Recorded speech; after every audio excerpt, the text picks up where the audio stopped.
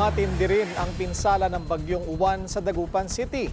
Ibinaba na ang storm signal warning sa lungsod, pero hindi pa rin umuwi ang ilang evacuees. Narito ang agenda report ni Joash Malimban, live mula sa Dagupan City. Joash, kumusta na ang sitwasyon dyan?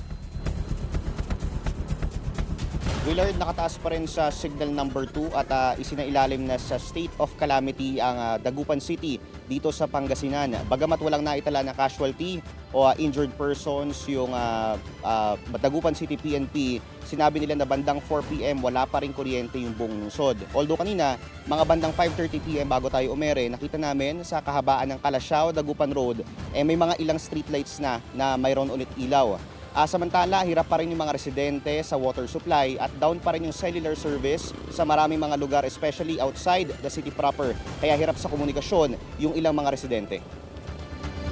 Mga nakatumba at iba't-ibang infrastruktura, mga nabuwal na puno't halaman, at mga kalsadang lubog sa tubig. Ito ang eksena sa Dagupan City pagpatak ng umaga, matapos manalasa si Super Typhoon Uwan kagabi.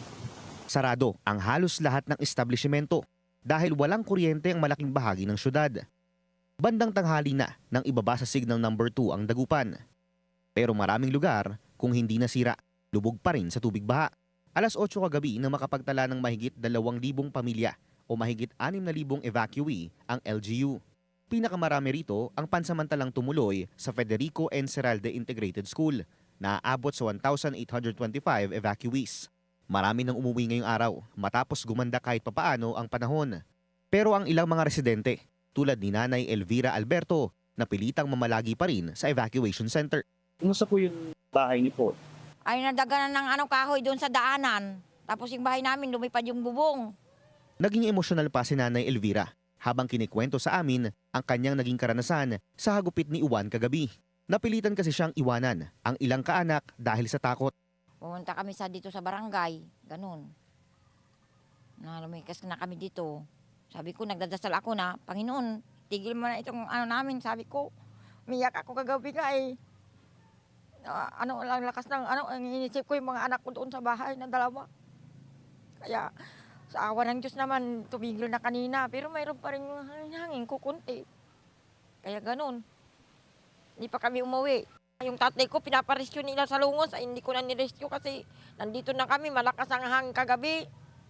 Kaya ayaw ko nang nirescue. Bahala na, sabi ko ang Panginoon. Ang ilang mga residente naman sa Barangay Pantal, tila double whammy pa ang sinapit. Matapos tupukin ng sunog ang ilang kabahayan kahit nakatatapos lang ng bagyo. Sa kabila ng hagupit ni Uwan, may ilang mga residente rin na tila nakakita ng oportunidad para makadiskarte. Kasabay raw kasi ng tindi ng ulan ay ang pagdami ng huling bangus dahil sa pag-apaw ng tubig sa mga palaisdaan.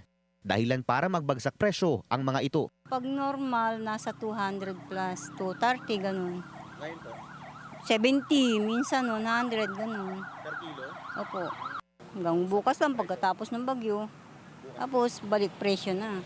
Sa isang Facebook post, sinabi ni Dagupan City Mayor Belen Fernandez na tila isa ito sa mga pinakamalalang baha na naranasan ng lungsod. Nanawagan din siya ng patuloy na pagkakaisa at pananalig sa Panginoon sa gitna ng sakuna. Willard, ayon sa mga otoridad, mga storm surge yung pinaka nagdulot ng matinding pagbaha dito sa lugar. Kanina umaga pagdating natin, may mga nakataas pa rin na storm surge warning bandang mga alas 8 ng umaga at as high as 3 meters daw yung taas ng mga alon doon sa may parte ng Lingayen Gulf. Kaya ang abiso ng mga otoridad, until na nandito pa rin sa Philippine Area of Responsibility si Bagyong Uwan, ay manatiling alerto at umantabay doon sa anunsyo ng mga otoridad at kung sakaling kinakailangan na mag-evacuate. Willard. Joash, doon sa na-interview mo na si Aling Elvira, may update ba kung kumusta na ang kanyang mga kamag-anak? Willard, kanina doon sa 1 p.m. report daw ng CDRRMO ayon sa Dagupan City PNP, 2,070 families yung kanilang naitala na nag-evacuate. Samantalang ito ay kinukompose ng 7,231 individuals. Pero kanina nakita natin may ilan na rin ng mga nag-uwian mula doon sa kanilang evacuation center kagabi. Joash, may mga sarado pa bang kalsada dyan?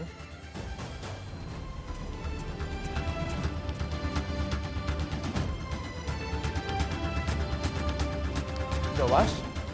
May mga sarado pa bang kalsada dyan ngayon?